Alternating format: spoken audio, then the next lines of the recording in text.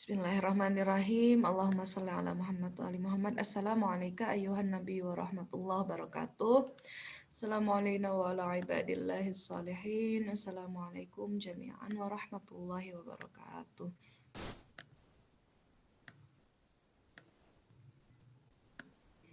Alhamdulillahirabbil alamin, hari ini kita bisa kumpul lagi di kelas belajar bersama Nahjul Balaghah.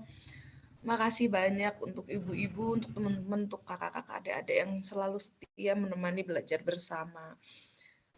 Jadi luar biasa pelajaran-pelajaran hikmah Nahjul Balaghah ini, kalau untuk saya pribadi sangat berpengaruh ya dalam kehidupan sehari-hari, karena benar-benar sangat praktikal gitu, sangat bisa dipraktekkan dalam kehidupan sehari-hari. Minggu lalu kita sudah bahas tentang hikmah 67, bahwa jangan malu untuk memberi sedikit gitu, karena yang tidak memberi itu yang lebih kecil gitu. Kalau misalnya pelit itu lebih jelek daripada nggak memberi sedikit, daripada memberi walaupun sedikit. Jadi lebih baik memberi walaupun sedikit gitu ya. Ini kita udah bahas gitu ya dengan tuntas. Lalu juga kita bahas tentang hikmah 68 minggu lalu. Al-afafu zinatul faqri wa syukru zinatul ghina. Menahan diri adalah perhiasan kemiskinan, sedang syukur adalah perhiasan kekayaan. Menahan diri dalam arti kontrol diri ya, mengontrol diri, mengontrol berbagai syahwat. Mengontrol diri dari godaan godaan-godaan yang terlarang, lalu misalnya juga menjaga diri dari bicara tidak bersyukur, menjaga diri supaya tidak minta-minta, supaya tidak menjatuhkan harga dirinya. Nah, ini ada satu pertanyaan minggu lalu yang cukup menarik untuk dibahas. Ada dua pertanyaan. Yang pertama, pertanyaannya tuh berhubungan dengan hikmah 68 ini. Pertanyaannya gini, kalau misalnya ada yang suka minta-minta di jalan, pengemis yang di jalanan itu lebih baik dikasih atau enggak? Gimana cara kita cara kita merespon mereka gitu. Karena pemerintah sudah melarang untuk memberi kepada mereka, gitu kan pertanyaannya. Nah, ternyata ada hal yang menarik adalah apa? Dalam Islam, ternyata istilah orang yang meminta-minta itu berbeda dengan orang fakir. Jadi ketika kita mau bersedekah kepada orang yang fakir, itu berbeda bersedekah dengan orang yang sailul mal. Nah, istilah orang yang suka minta-minta itu namanya sailul mal. Sail, orang yang meminta gitu. Beda dengan orang yang fakir. Bahkan dalam Al-Qur'an sempat disebutkan juga minggu lalu kan kita juga bahas ini ya. Dalam Al-Qur'an itu ada orang-orang fakir yang terhalang di jalan Allah, terhalang untuk mencari rezeki gitu ya. Dia tidak dapat berusaha mencari rezeki di bumi. Dia kurang gitu ya, kekurangan. Orang-orang itu nggak tahu, mereka mengira bahwa mereka itu adalah agnia. Mereka tuh seperti orang kaya, kenapa? Karena ada ta'afuf, karena mereka menjaga diri, mereka tetap berusaha gitu kan. Terus menjaga diri, nggak minta-minta dan nggak mengeluh di tempat yang tidak benar, nggak selalu mengeluh dan mencela Tuhan gitu ya. Lalu apa? Kita mengenal mereka dari apa? Dari ciri-ciri mereka. Karena mereka nggak pernah minta paksa kepada orang lain gitu. Nah ini malah ternyata kalau kita mau berusaha bersedekah kepada orang yang fakir, ternyata kita harus mengenal mereka dari ciri-ciri mereka. Karena kadang-kadang mereka itu dikira orang kaya, karena mereka kadang-kadang juga mempunyai ta'afuf gitu. Orang-orang miskin yang punya ta'afuf itu justru kita mengenalinya dari ciri-ciri mereka. Sedangkan orang yang meminta itu kan nggak selalu miskin. Nah, pertanyaannya apakah kepada orang yang meminta-minta itu walaupun mereka sebenarnya nggak butuh, kita harus memberi atau tidak gitu kan, pertanyaannya itu. Ternyata ada riwayat dari Imam Ja'far As-Shadiq ya, nggak selalu harus ditolak yang seperti itu. Nggak selalu harus ditolak, karena Imam As-Shadiq sendiri menjawab seperti ini. Tuh, ketika ada orang yang meminta-minta, kita harus seperti apa gitu. Terus jawabannya adalah lihatlah hatimu. Yang mana yang kau kasihan kepadanya gitu. Jadi kita harus detil, kita harus melihat gitu. Kita melihat ciri-ciri mereka, benar nggak ya kira-kira. Lalu kita lihat hati kita gitu, benar nggak ya. Lalu apakah dikasih atau enggak? Nah, dikasihnya itu harus dikasihnya banyak atau sedikit gitu sesuai dengan hati kita juga gitu. Dan saat ini memang di dalam dalam riwayat ini memang yang disebutkan adalah berilah hanya 1/4 dirham, kurang dari 1 dirham misalnya gitu ya. Ada beberapa segi ya dalam hal ini. Ada segi kemanusiaan.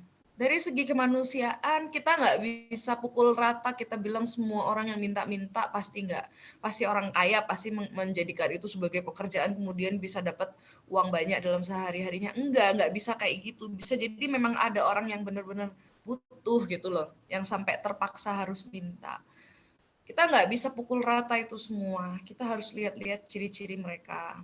Kalau misalnya kita memang ingin menolong mereka, bisa jadi dengan cara yang lain. Misalnya kita bilang, saya saat ini tidak bisa menolong kamu secara harta, secara finansial.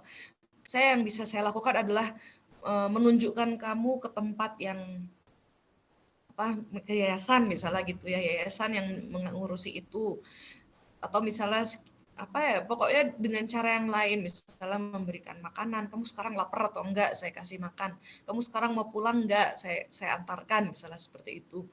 Ada berbagai cara yang nggak harus melulu ngasih uang gitu ya. Kalaupun ngasih uang mungkin ngasih sedikit. Kalaupun menolak dengan cara yang lembut, tidak boleh kita mengucapkan kata yang buruk di depan mereka. Jadi ada beberapa saran, misalnya ngasihnya yang nggak terlalu banyak gitu ya. Dan yang paling penting adalah nggak boleh berlaku buruk ke mereka. Kalau kita nggak bisa nolong gitu ya, kita lagi nggak bisa nolong atau lagi nggak kita nggak lagi bingung gitu ya ngelihat mereka sebenarnya butuh atau enggak ya. Ya antara kasih uang sedikit atau misalnya kita merujukkan mereka kepada tempat rehabilitasi atau ke orang-orang yang memang mau memberi, orang-orang yang memang mengelola sedekah, infak gitu ya. Lalu juga kalau bisa kita juga mungkin donasi ke organisasi yang memang dipercaya gitu, yang kita percaya. Itu bisa seperti itu. Atau kita memang ada juga cara lainnya, yaitu ya memang ada prioritas ya, orang-orang terdekat dulu. Karena disebut bahwa keluarga, ayah, ibu, kakak, adik itu memiliki prioritas gitu, prioritas dalam hal infak gitu. Bahkan ada yang bilang itu juga termasuk wajib gitu, kita memperhatikan kebutuhan-kebutuhan orang di sekitar kita dari yang terdekat dulu. Jadi kalau mau menolong itu. Lalu pertanyaan yang minggu lalu juga diberi kepada yang minggu lalu sempat dibahas. Ada yang tanya bedanya infak sama sodakoh apa? Ini banyak pendapat para ulama yang bilang bahwa ada yang bilang sedekah lebih umum, ada yang bilang infak lebih umum, ada yang bilang keduanya sama.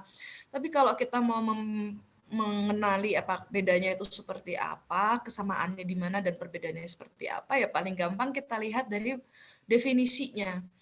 Definisi dari sedekah itu apa? Sedekah itu awalnya dari kata sodako ya. Sodako itu apa? Tulus, jujur gitu ya. Jadi ada ketulusan, ada kejujuran di situ. Sidqun niyah artinya apa? Niat yang tulus. Niat yang tulus ya. Ini yang waiting room harus diterima ya.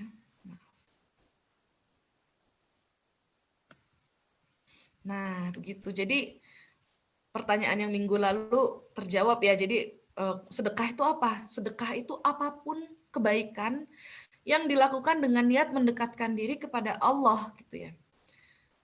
Bentuknya bisa apapun, bisa harta, bisa perkataan yang baik, bisa dari misalnya syafaat, memberi pertolongan ya. Kita memiliki misalnya makom yang lebih tinggi dalam hal duniawi maupun makom spiritual misalnya.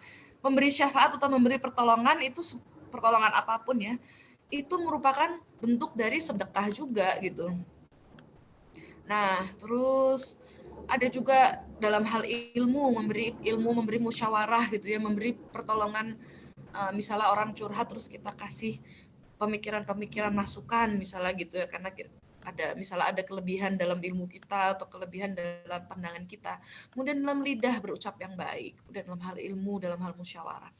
Ada banyak bentuk sedekah gitu. Senyum pun bisa menjadi sedekah. Sedekah itu bisa bentuknya sedekah wajib maupun sedekah yang sunnah. Sedekah wajib misalnya zakat, sedekah mustahab ya yang sedekah yang kita lakukan dengan di luar itu gitu, di luar zakat itu. Sedangkan infak itu apa? Pertanyaannya, infak awal katanya dari nafako. Nafako itu artinya menjadi sedikit, menjadi tidak ada, mengeluarkan atau mengeluarkan.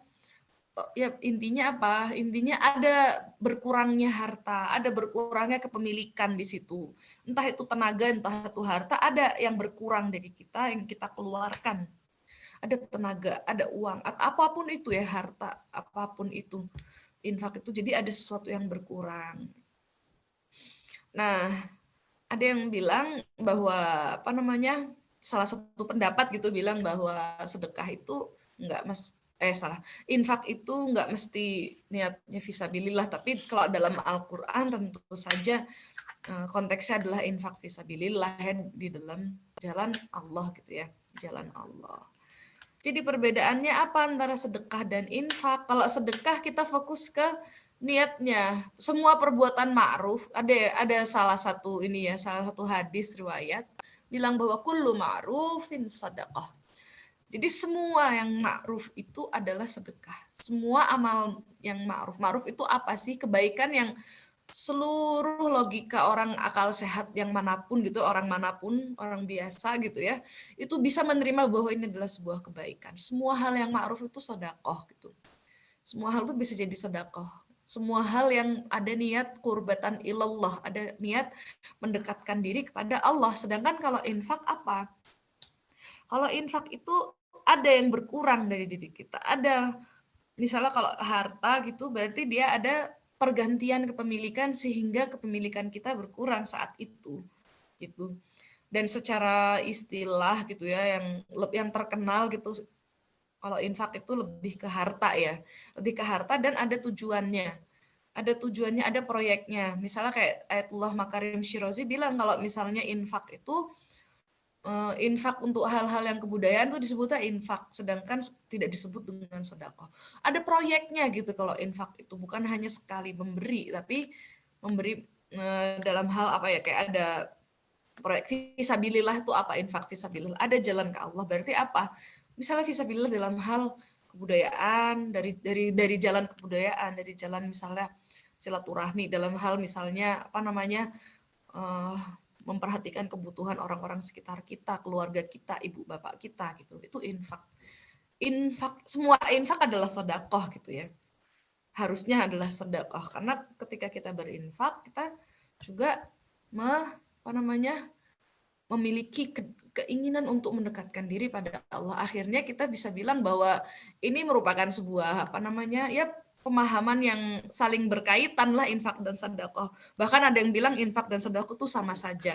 Yang berbeda apa sebenarnya? Yang berbeda adalah ya asal katanya sebenarnya. Jadi secara istilah awalnya muncul dari mana?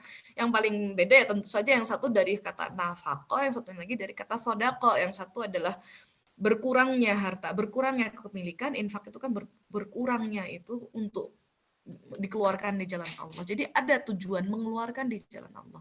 Sedangkan kalau sedekah mendekatkan diri kepada Allah. Jadi saling berkaitan ya. Gitu. Ini saling berkaitan.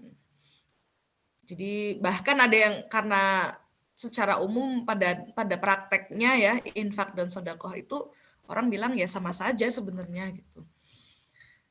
Gitu ya, jadi kira-kira mungkin semoga bisa difahami. Jadi ini hanya perbedaannya hanya sebagai istilah aja ya, jadi arti gitu, arti harfiahnya berbeda gitu, fokusnya berbeda gitu. Kalau infak ya lebih ke arah ada proyek lah, ada keinginan untuk mengeluarkan di jalan Allah. Jadi di situ ada keinginan untuk melakukan yang lebih baik, itu kan berarti kita berpikir untuk optimalnya seperti apa gitu, lebih yang paling baik seperti apa caranya mengeluarkan gitu kan ya.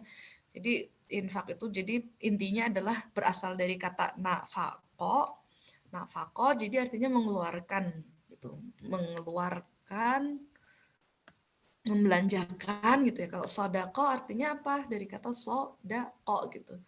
Jadi jujur, tulus, ada niat ikhlas di situ gitu kan ya. Ada niat untuk mendekatkan diri kepada Allah seperti itu. Jadi ya terserah mau ngambil apa kesimpulannya, mau bilang ini dua-duanya sama, nggak masalah, karena secara praktek poin-poinnya sama gitu ya, bisa dianggap sama. Tapi secara apa namanya, secara istilah jelas awal katanya, akar katanya berbeda gitu ya. Fokus katanya berbeda tapi saling terkait. Itu jadi itu penjelasan tentang minggu lalu. Sekarang agak lama ya, maaf jadi kelamaan deh. Ini sekarang kita masuk ke pelajaran ke-22 ya. Alhamdulillah ya, kita udah masuk ke hikmah 70, kepala 7 dah ya. Kita baca bersama-sama. Wa qala alaihi salam la yural jahilu, atau dalam versi lain la tarol jahila illa mufriton au mufarriton. La itu tidak, yural jahilu, yuro itu bentuk pasif ya. Jadi tidak dilihat, orang yang bodoh tidak akan dilihat. Sedangkan kalau yang versi satunya lagi, la tarol jahila, kamu tidak akan melihat orang yang bodoh, illa kecuali mufriton au mufarriton. Kecuali ada pada titik ekstrim, berkekurangan atau berlebihan. Kita bahas bersama-sama ya.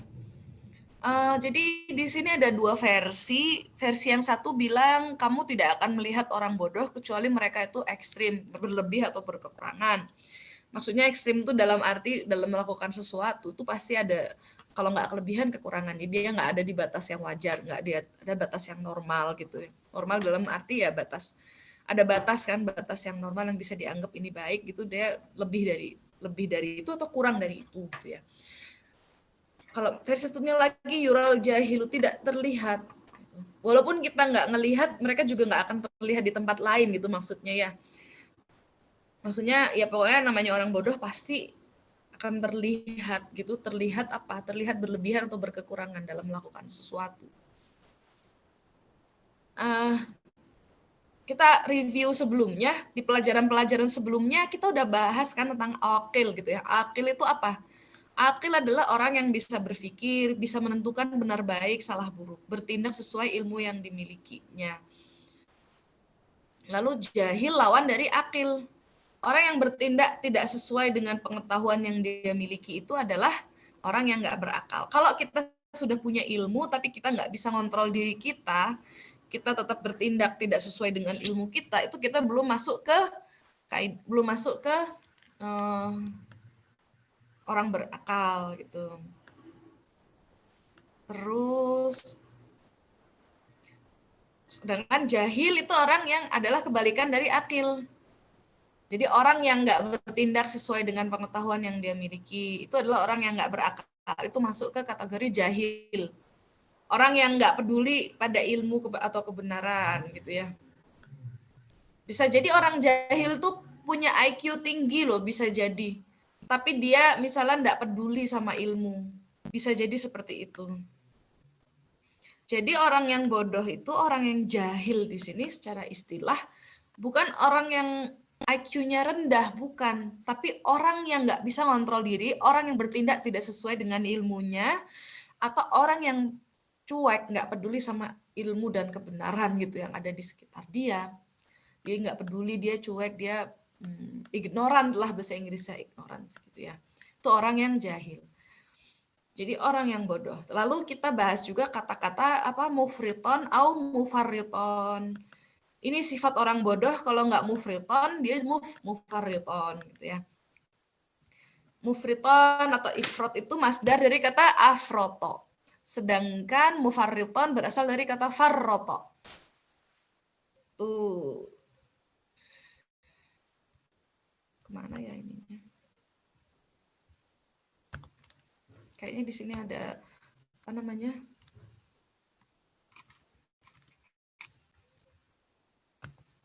Nggak ada, deng. Dah. Jadi di sini kita melihat bahwa dia berasal dari kata yang sama, faroto ya, melampaui batas. Melampaui batas tuh bisa berlebihan, bisa terlalu sedikit. Pokoknya dia nggak ada di batas tengah gitu. Nah, Kata-kata afroto, wazan afroto itu bisa artinya berarti membuat menjadi melampaui batas. Jadi kalau ada misalnya ada benda itu menjadi melampaui batas, menjadi berlebih atau menjadi berkekurangan. Farroto atau misalnya ada beberapa penggunaan ya dalam afroto, salah satunya yang tadi saya sebut gitu. Farroto artinya bisa berulang-ulang gitu, selalu berulang-ulang, diulang-ulangi atau menjadikan sesuatu menjadi seperti itu gitu ya. Afroto tuh misalnya contoh apa namanya? Contoh pemakaian lainnya adalah membuat kata benda menjadi transitif gitu ya. Membuat kata kerja menjadi transitif. Jadi membuat benda lain menjadi seperti ini. Bukan hanya memakai dengan berlebihan, tapi membuat sesuatu menjadi berlebihan gitu ya. Lalu farroto berulang-ulang, diulang juga gitu ya. Jadi artinya mufriton au mufarriton artinya apa? Ada banyak berarti artinya. Bisa jadi dia melampaui batas, baik itu berlebih atau kurang. Bisa jadi dia berulang kali selalu melampaui batas. Atau menjadikan sesuatu itu melampaui batas. Bukan hanya sekedar menggunakan sesuatu dengan melampaui batas gitu ya. Tapi melakukan sesuatu juga melampaui batas dan juga membuat benda lain juga melampaui batas gitu. Jadi banyak ya, bisa salah satu dari berbagai apa namanya, berbagai makna ini gitu ya. Jadi orang bodoh itu melakukan apa? Kalau enggak dia kelebihan, dia kekurangan, atau membuat sesuatu jadi berlebih, atau membuat sesuatu jadi berkekurangan, atau dia mengulangi itu. Jadi kayak orang bodoh jadinya. Emang akhirnya kita keluar ungkapan, kok kayak orang bodoh ya dia kayak gitu. Emang bodoh gitu, emang dia orang yang jahil gitu. Kan kita setiap hari, kita nih selalu berdoa ya. Pengen berada di jalan yang lurus, sirotol mustaqim. Di jalan yang lurus itu, kita butuh apa namanya, ketelitian, butuh pengetahuan, butuh ilmu, butuh juga hati-hati. Kenapa? Karena di sekitar jalan lurus tuh banyak persimpangan, banyak beloknya. Nah, orang yang jahil itu, orang yang bodoh itu sering terjerumus gitu. Baik dari sisi yang berlebihan maupun kekurangan. Misalnya contohnya, ada contoh-contoh aja biar lebih paham ya. Misalnya kita ingin menjaga kehormatan. Kalau misalnya kita bodoh, itu kita tertarik pada ekstrim. Contohnya jadi bisa jadi obsesi gitu, bisa jadi terlalu heboh memantau setiap gerakan pasangan mereka. Tiap pasangannya, istrinya atau suaminya pergi ditatap dengan curiga, mau kemana, mau kemana. Padahal aslinya mau menjaga kehormatan gitu ya. Tapi yang terjadi malah salah cara gitu. Akhirnya berlebihan atau berlebihan kan jadinya kayak gitu, salah cara dan berlebihan. Misalnya dalam hal kesehatan. Kadang-kadang dia mikir bahwa semua hal ini kalau nggak bikin sendiri, kalau kita nggak yakin sendiri, bisa jadi dia terkontaminasi gitu. Bisa jadi orang yang bikin makanan ini tangannya kotor, bisa jadi dia najis, bisa jadi dia menyembelih sapinya nggak benar gitu ya. Kalau misalnya dia bodoh gitu ya, dia akhirnya apa? Akhirnya nggak akan pernah datang ke pesta, nggak akan pernah datang makan apa di tamu. Dia nggak akan pernah makan yang disuguhi oleh tuan rumah gitu ketika bertamu. Dia nggak akan menerima hadiah gitu ya. Dia hanya makan dari tangannya sendiri, dari semua yang dia lihat gitu. Itu sebenarnya salah satu bentuk kebodohan. Kalau misalnya orang udah berilmu, udah pintar, dia tahu kaidah fikih gitu. Ada kaidah sukul muslimin misalnya. Ketika kita ada di sekitar orang muslimin, kita nggak perlu curiga bahwa sapinya disembelih dengan tidak baik gitu kan. Misalnya seperti itu contohnya, itu contoh bahwa kalau orang terlalu berlebihan, kurang ilmu ya, orang jahil itu kurang ilmu, akhirnya dia akan berlebihan atau kekurangan, dia akan berlebihan, seolah-olah terlihat berlebihan menjaga diri gitu.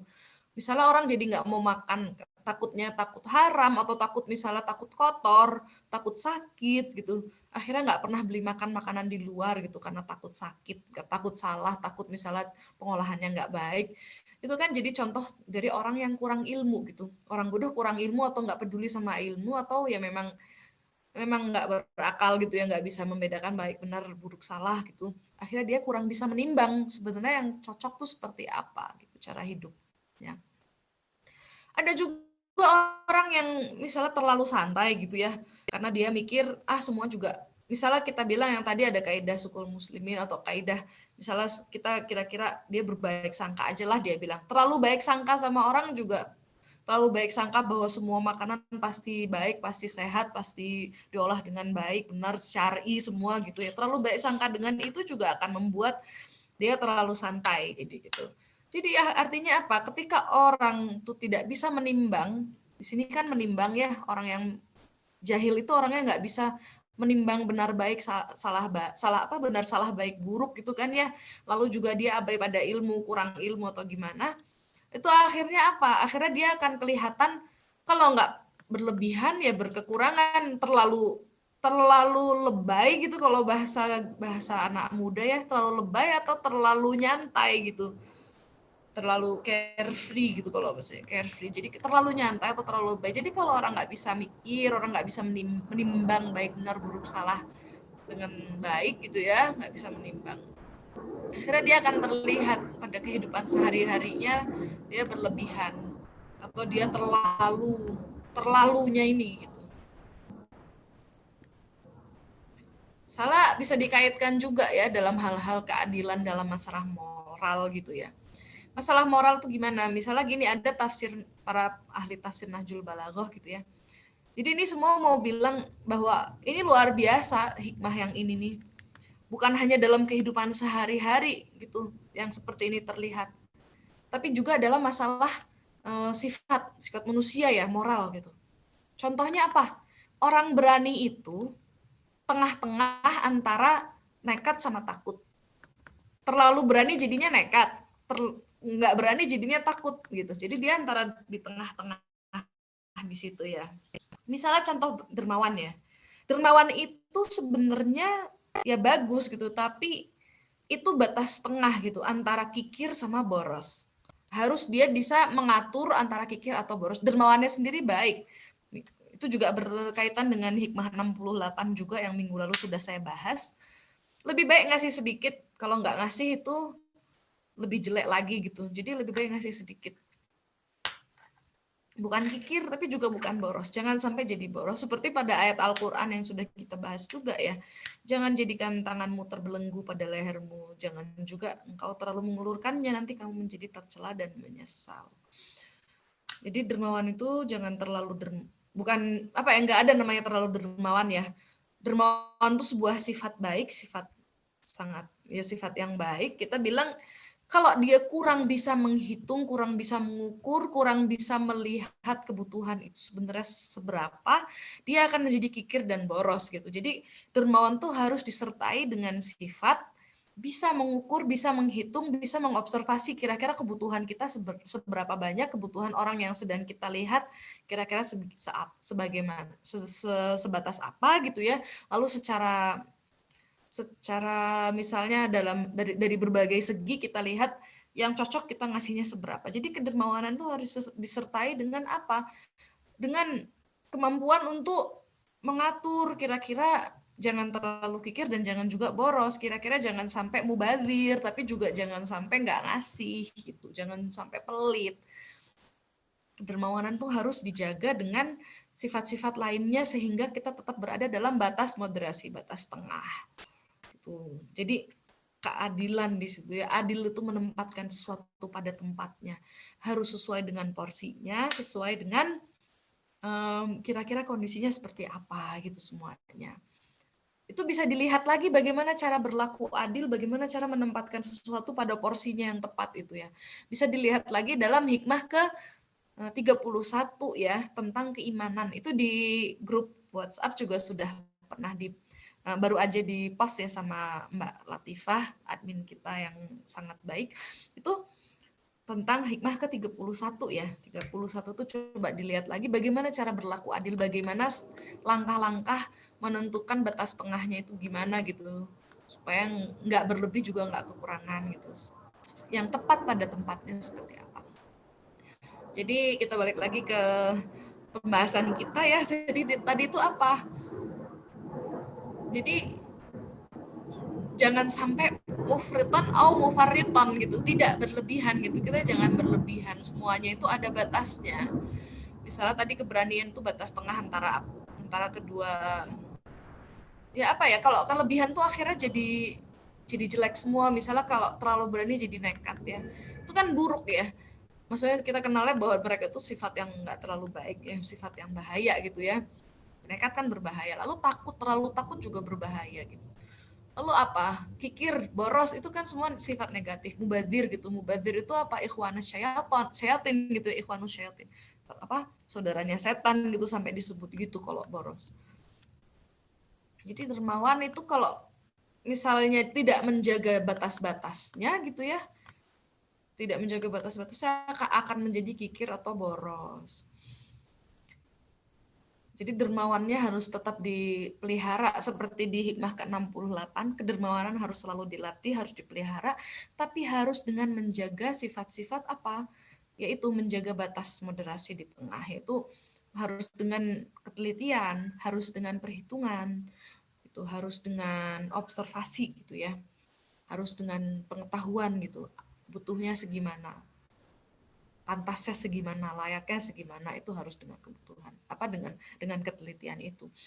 Lalu juga misalnya dalam hal kepercayaan, kalau misalnya apa ada misalnya kepercayaan gitu, ada orang yang jahil, orang yang juga bodoh gitu, orang yang nggak masuk ke dalam kategori orang yang jahil. Dia melebih-lebihkan keagungan Imam Ali bin Abi Thalib gitu ya. Sampai orang luar gitu menilai dia sebagai dia menuhankan Ali gitu kan. Tapi ada kelompok lain juga yang terlalu mengecilkan beliau, menganggap beliau ini dia musyrik gitu misalnya ya. Sampai menolak semua yang berasal dari misalnya Imam Ali alaihissalam gitu ya. Tentu saja keduanya salah. Dalam khotbah 127 beliau sendiri berkata seperti ini. Saya haliku fiyya, akan celaka gitu ya tentangku, orang-orang yang berpikir tentangku ini ya. Sinfan, dua golongan, muhibbun mufritun, yadhabu bihil hubbu ila ghairil haq. Muhibbun mufritun, orang yang mencintaiku tapi berlebihan cintanya. Sehingga apa? Yadhabu bihil hubbu ila ghairil haq. Kecintaan ini pergi bersamanya ke arah yang tidak benar. Wa mubghidun mufritun, dan orang yang terlalu membenci gitu, orang yang membenci berlebihan, yadhabu bihil bughdu ila ghairil haq. Itu jadi kebenciannya itu pergi bersamanya ke arah yang tidak benar. Lalu dilanjutkan lagi, wa khairun nasifiyya, dan orang yang terbaik yang berpikir tentangku ini halan ini apa? Annamatul awsat fa'alzamuhu. Jadi orang yang terbaik dalam hal tentangku itu adalah mereka yang berada di tengah, maka lazimkanlah dia atau bersamalah dengan dia. Jadi ya pada tempatnya lah kecintaan dan kebencian itu gitu. Tidak menuhankan tapi juga tidak membenci itu gitu ya. Ya pada tempatnya lah. Dia memiliki posisi, ya kita menganggap beliau sebagai sesuai dengan posisi beliau gitu. Tidak berlebihan tapi juga tidak di bawah batas, tidak berkekurangan gitu. Beliau juga berkata, ala inna khairas syi'atin namatul awsat ilaihim yarji'ul ghali wa bihim yalhaqut tali. Yang terbaik dari pengikutku adalah golongan tengah yang melebih-lebihkan harus kembali kepada mereka, dan yang suka jalan pintas, suka mengurangi gitu ya. Ya suka mengurangi itu adalah apa? Harus bergabung dengan mereka. Golongan tengah ya, jadi tidak berlebihan tapi juga tidak mengecil-ngecilkan gitu. Itu dari hal kepercayaan. Kepercayaan itu maksudnya ya mau ngambilnya secinta apa gitu, apakah menuhankan atau mengambilnya sebagai misalnya pemimpin atau sebagai periwayat atau sebagai orang yang paling dekat dengan Nabi. Bagaimana kita memperlakukan beliau dalam pikiran kita itu penting gitu. Penting dalam arti kita tidak boleh terlalu berlebihan, juga tidak boleh terlalu membenci gitu, tidak boleh terlalu mengecilkan gitu ya. Jadi ada posisinya. Tuh. Ada posisinya sendiri dan kita sesuai dengan posisinya. Lalu bahkan orang yang berilmu atau orang yang bijak juga harus ada di dalam batas moderasi gitu, antara ketidaktahuan akan ilmu dan terlalu berlebihan memuja atau mengejar ilmu. Jadi ternyata orang bijak itu juga tidak bisa berlebihan. Maksudnya gimana? Kadang-kadang kita melihat ada orang yang terlalu fanatik, terlalu mendewakan ilmu di satu bidang gitu, tanpa dia memperhatikan hubungannya dengan bidang-bidang yang lain. Tidak melihat ilmu sebagai sesuatu yang komprehensif. Itu membuat orang menjadi ekstremisme ya. Jadi orang-orang ekstrim itu muncul dari situ. Bisa jadi ekstrim dalam hal agama, bisa jadi ekstrim dalam hal ilmu. Misalnya dia terlalu belajar fisika kuantum gitu ya. Misalnya ini contoh aja ya kan, zaman sekarang kan ilmu banyak yang terkotak-kotakkan sehingga melupakan ilmu-ilmu yang lain, padahal saling berkaitan kan. Selain saling berkaitan juga kita ada kehidupan, kita harus butuh ilmu untuk hidup gitu. Makanya orang yang bijak itu dia bukan bukan terlalu cuek sama ilmu, tapi juga bukan terlalu fanatik sama ilmu, bukan, tapi dia bisa melihat sesuatu dengan komprehensif, bisa menjaga batas-batas sehingga tetap berada pada jalur yang adil gitu, tetap ada jalur moderasi yang di tengah gitu, nggak terlalu berlebihan. Akhirnya orang yang berilmu, yang sampai menjadi orang bijak itu bukan orang yang berlebihan memuja ilmu, berlebihan mengejar satu bidang ilmu saja, terlalu fanatik, bukan juga orang yang cuek dan acuh seperti orang yang jahil, orang yang bodoh. Tapi adalah orang-orang yang tetap mempertahankan komprehensivitas, tetap mempertahankan untuk melihat ilmu itu dari berbagai sudut pandang, memperhatikan hubungannya dengan satu sama lain, ilmu satu dengan ilmu lain, juga mempraktekannya dalam kehidupan sehari-hari sehingga ilmu itu menjadi sesuatu yang berkah dan bermanfaat. Itu jadi orang yang bijak gitu. Jadi ini luar biasa ya, satu hikmah kecil, pendek, tapi maknanya luar biasa. La yurol jahilu la atau la tarol jahila illa mufriton au mufarriton. Jadi orang yang jahil itu pasti dia berlebihan atau kekurangan gitu ya. Dia antara dia itu apa namanya tadi, ada di sini berlebih, berkekurangan, melampaui batas, atau berulang kali mengulangi tindakan yang melampaui batas itu, atau menjadikan sesuatu itu melampaui batas. Seperti itu. Wah, jadi panjang nih. Lalu hikmah ke-71. Hikmah 71. Kita masih ada waktu, kita bahas aja minimal dua hikmah dong ya. Hikmah 71 kita baca bersama-sama. Wa qala alaihi salam, idza tammal aqlu naqasal kalam. Ketika akal itu menjadi lengkap, melengkap itu, naqasal kalam, kata-kata juga akan menjadi menyingkat. Tamma itu bentuk kata kerja, nakosa juga kata kerja. Jadi dia bentuknya aktif, bukan sesuatu yang apa kata sifat itu bukan. Jadi ketika akal itu menjadi lengkap, kata-kata juga menjadi sedikit gitu. Kita harus tahu apa bedanya kamal sama tamam ya. Tamam itu lengkap, kamal itu sempurna. Artinya mirip, tapi berbeda. Nah, ini maksudnya akal yang tamam itu seperti apa? Akal yang menjadi lengkap itu seperti apa? Kita coba bahas ya. Ini kalimat yang sangat pendek ya, hikmahnya pendek. Idza tambal aqlu naqasal kalam. Cuma 5 patah kata, tapi artinya bisa luar biasa. Karena di sini kita ulangi sekali lagi bahwa apa?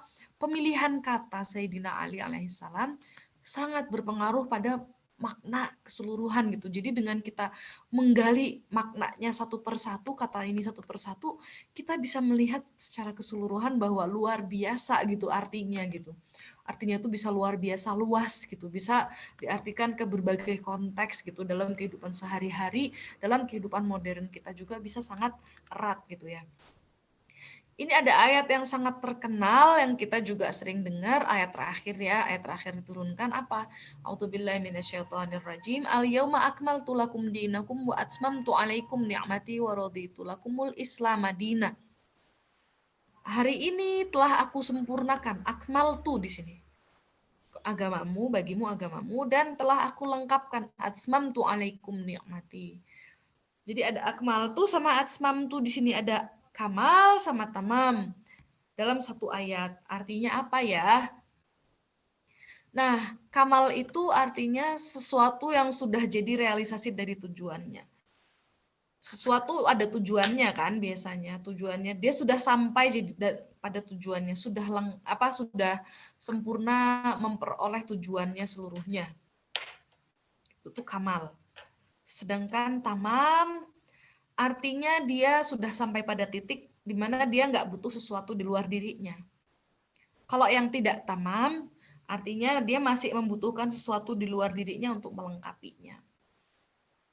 Ada cara lain untuk memahami, misalnya gini, kalau tamam itu komposisinya, komponennya semua lengkap. Misalnya kalau kita bikin jamu, ada satu yang kurang, terus nggak lengkap, terus obatnya nggak akan berfungsi. Gitu. Ramuan obat atau jamunya nggak berfungsi kalau nggak lengkap. Tamam itu kalau semuanya itu, semua komponennya sudah dilengkapi. Kalau misalnya puasa, komponen yang mendukung puasa supaya sah itu apa? Tidak boleh makan, tidak boleh berhubungan suami istri di dalam tengah hari itu. Kemudian harus macam-macam kan syarat-syarat puasa. Nah, ketika semua syarat ini dipenuhi, maka puasanya tamam. Tapi ketika ada satu syarat yang nggak dipenuhi, di tengah-tengah kita minum air, berarti ada yang tidak dipenuhi, itu puasanya tidak tamam. Maka ada ayat Al-Quran juga, a'udzubillahi minasyaitonirrajim, summa atimmus syiyama ilal lail, kemudian lengkapilah puasamu sampai malam. Lengkapilah itu ya sampai semua syarat-syarat ini satu persatu semuanya terpenuhi gitu ya. Sedangkan ada lagi ayat wa tammat kalimatu rabbika sidqan wa adla. Itu memakai kata tamam. Tamam. Itu jadi semuanya sudah dipenuhi gitu. Semuanya sudah terlaksana. Sedangkan kalau kamal, nah ini tidak memerlukan berkumpulnya semua komponen. Tapi bisa jadi butuh juga gitu. Tapi yang lebih didahulukan adalah setiap komponen itu punya efek. Misalnya puasa 1 hari, itu ya efeknya ya cuma 1 hari. Kalau kita puasa 30 hari, efeknya 30 hari. Efeknya ke spiritual kita, ke badan kita. Maka kesempurnaan itu sesuatu yang mencapai tujuannya. Ada efeknya kan, ketika efeknya ini semua tercapai gitu ya.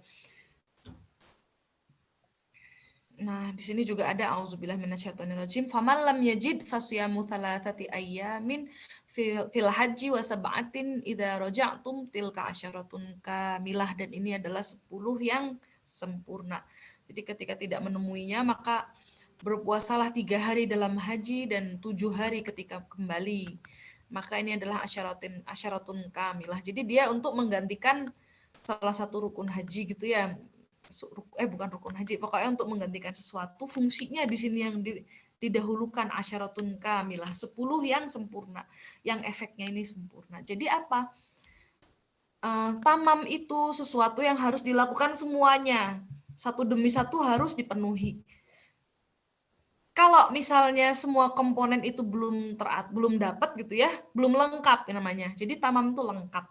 Sedangkan jadi kalau misalnya semua bagian sudah dipenuhi, ada satu bagian akhir yang belum datang, kita bilang belum tamam. Harus semuanya datang dulu baru bisa jadi tamam. Sedangkan kamal itu ada bagian yang apa ya? Apa namanya? Bukan berarti ada bagian yang kurang. Jadi bisa jadi untuk kamal itu ya semua harus tamam dulu baru jadi kamal. Misalnya puasa 30 hari itu akan menjadi sempurna ketika dilaksanakan 30 hari. Gitu. Dia akan memberikan efek yang sempurna kepada manusia, kepada seorang muslim kalau dia melakukannya 30 hari.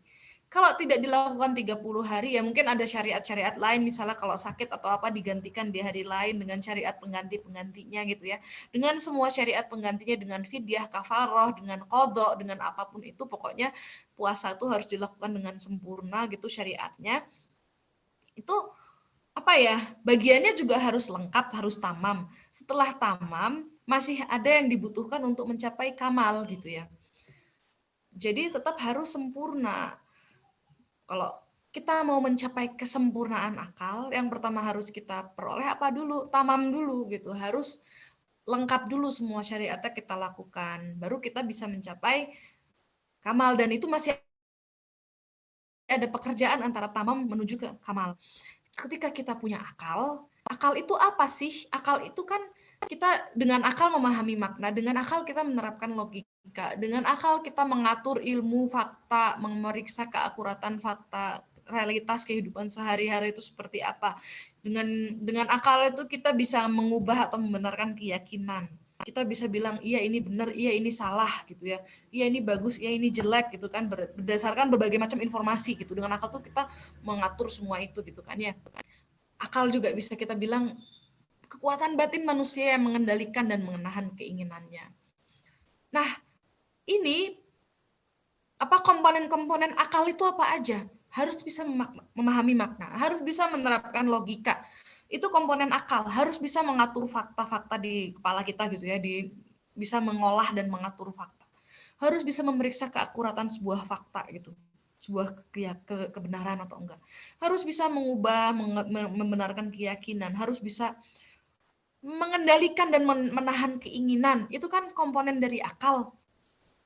Namanya tamal aklu itu apa? Ketika semua komponen akal ini menjadi lengkap gitu.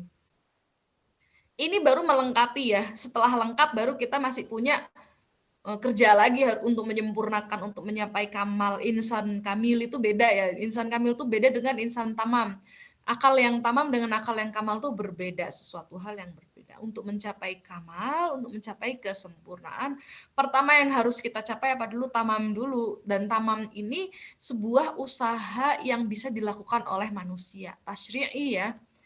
Manusia bisa berusaha gitu dengan ini. Bukan, maksudnya ada efek tasyri'inya banyak gitu kan. Karena kita memenuhi syariat, kita melakukan sesuatu, mengikuti petunjuk, mengikuti syariat, petunjuknya sudah ada semua gitu ya. Tinggal diikuti, tinggal dikendalikan, ada pengendalian dan penahanan dalam mengendalikan, mengontrol batin, mengontrol juga apa namanya perilaku kita, bicara kita, indera kita, semua kita yang mengatur gitu ya. Jadi apa di sini? Ketika akal itu sudah lengkap, menjadi makin lengkap gitu ya kan, itu sebuah proses ya, nggak mungkin semuanya kita bisa memperoleh semuanya sekaligus, nggak mungkin. Maka di sini sebuah kata aktif, kata kerja aktif, karena Masya Allah ya, Sayyidina Ali bin Abi Thalib menganggap sebuah proses penyempurnaan akal, sebuah proses pelengkapan akal, komponen-komponen akal itu adalah sebuah proses, bukan sesuatu yang akan berhenti gitu. Dia akan terproses gitu, sebuah proses panjang gitu ya, proses panjang. Ketika makin lengkap akalnya ini, komponen akal makin lengkap, maka perkataan bakal menjadi semakin sedikit, naqas itu makin dikit. Kenapa ya? Karena ketika akal ini lengkap, Ibnu Maisam sebenarnya bilangnya sempurnanya, padahal di sini tamma dan kamal itu berbeda ya. Jadi ketika akal itu menjadi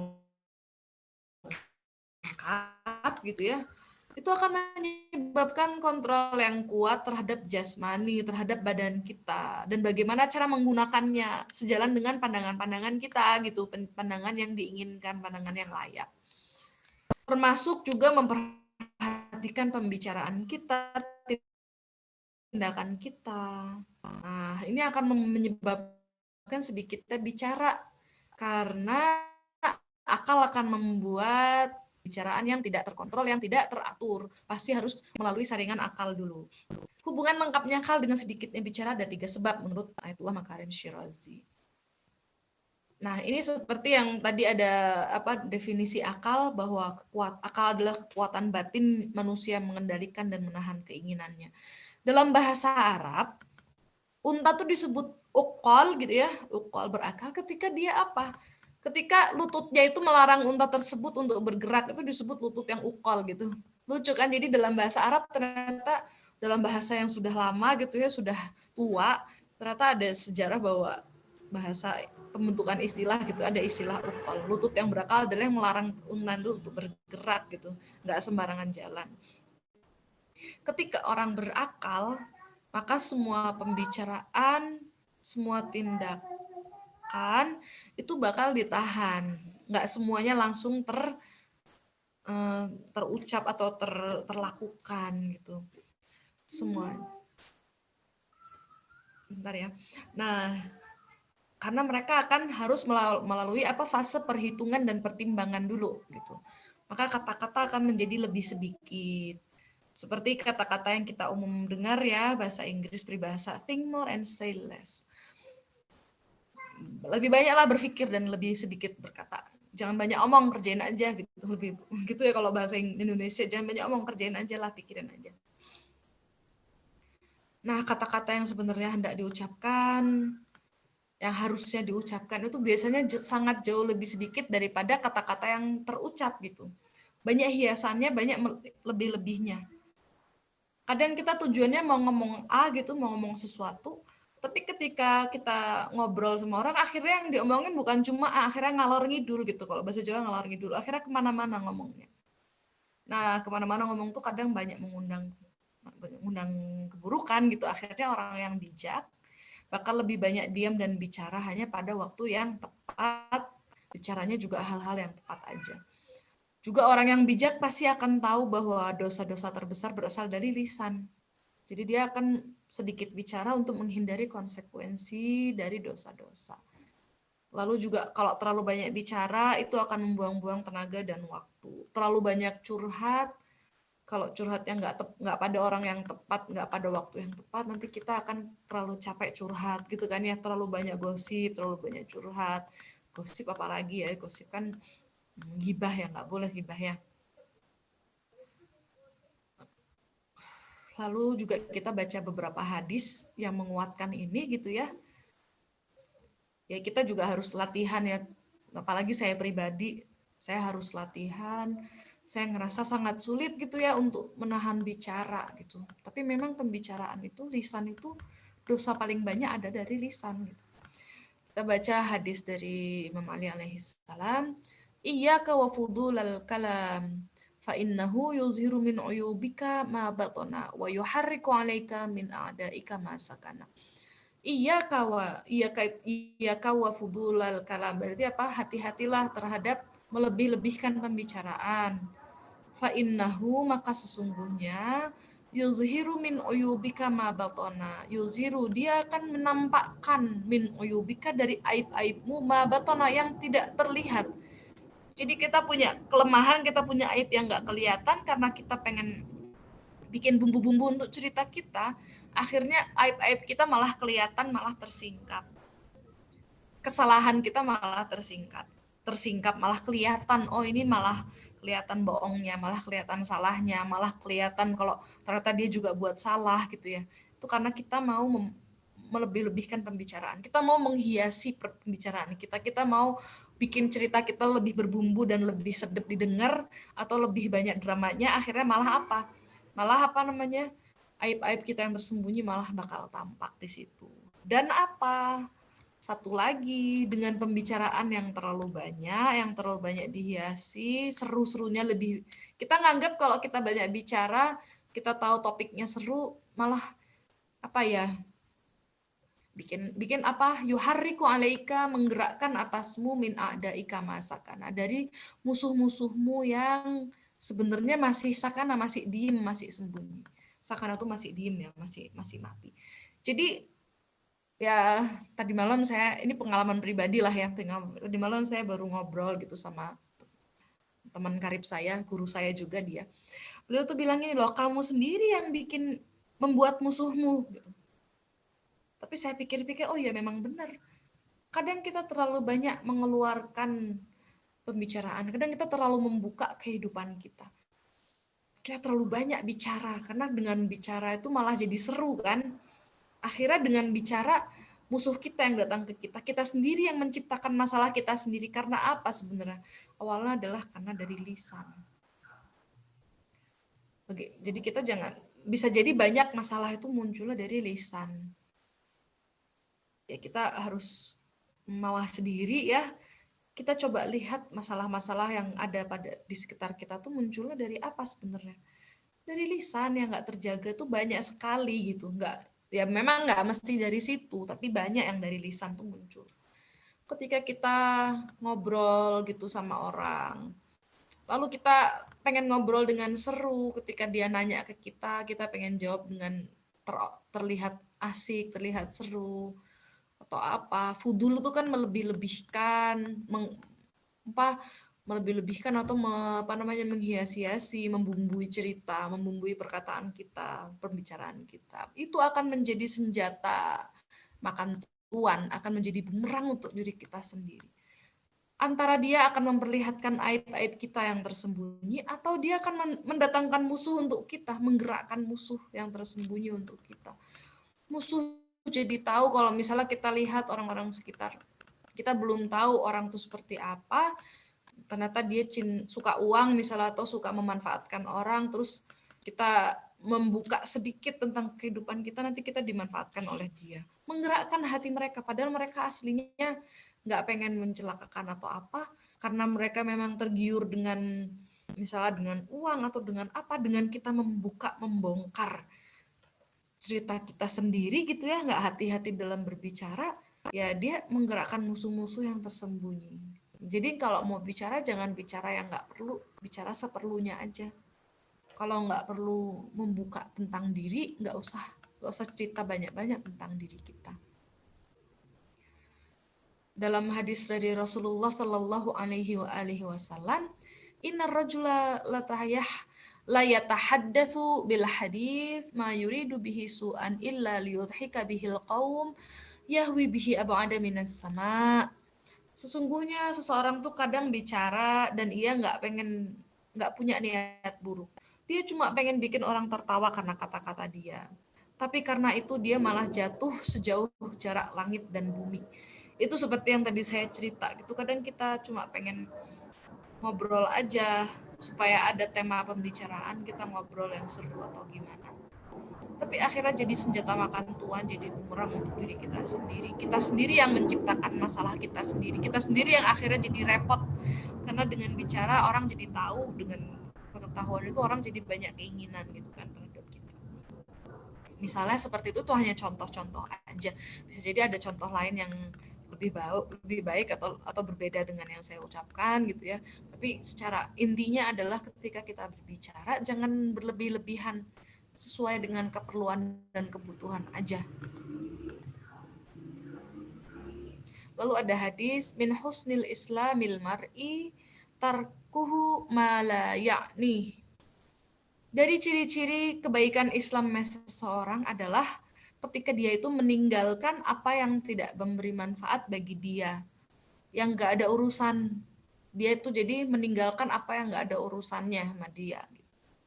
Kalau nggak ada urusannya kita buka tentang diri kita ke orang lain, tentang hidup kita ke orang lain, ya nggak usah dibuka. Ngapain gitu.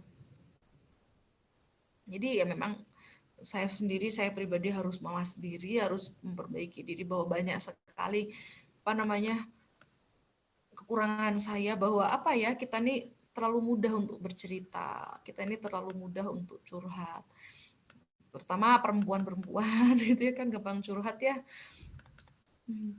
Saya sih terutama, saya nggak tahu ya kalau yang lain gimana, tapi ya kita pribadi harus semuanya semuanya melihat diri sendiri. Kita lihat bahwa ternyata banyak sekali keburukan yang kita lahirkan sendiri, kesulitan yang kita lahirkan oleh lisan kita gitu. Bukan hanya kesulitan ya, bisa jadi dosa juga, naudzubillah min dzalik ya. Jangan sampai kita ghibah, jangan sampai kita gosip-gosip, fitnah gitu, jangan sampai. Hari ini sampai segini dulu aja, maaf jadi lama banget ya, jadi hampir sejaman, udah sejam ya ini. Kalau ada pertanyaan ya silahkan, boleh di chat atau langsung ngomong. Kalau ada diskusi atau ada tambahan juga nggak masalah. Karena nggak ada, kita tutup aja. Makasih banyak, mohon maaf atas semua kekurangan. Billahil taufiq wal hidayah. Wassalamualaikum warahmatullahi wabarakatuh. Jangan lupa juga jangan lupa juga kita kirimkan pahala majelis kita ini untuk orang-orang yang telah mendahului kita, untuk orang-orang yang tidak bisa hadir. Semoga manfaatnya, berkahnya bisa terasa untuk semuanya. Semoga kita bisa mempraktekannya dalam kehidupan sehari-hari. Makasih banyak. Ala hadhihi niyah wa kulli niyatin shalihah ziyadatan fi sharafin nabiyil Mustafa sallallahu alaihi wa alihi wasallam wa ahli baitihi thayyibin at-tahirin. Al-Fatihah wa qablahu salawat. Makasih banyak. Allahumma shalli ala Muhammad.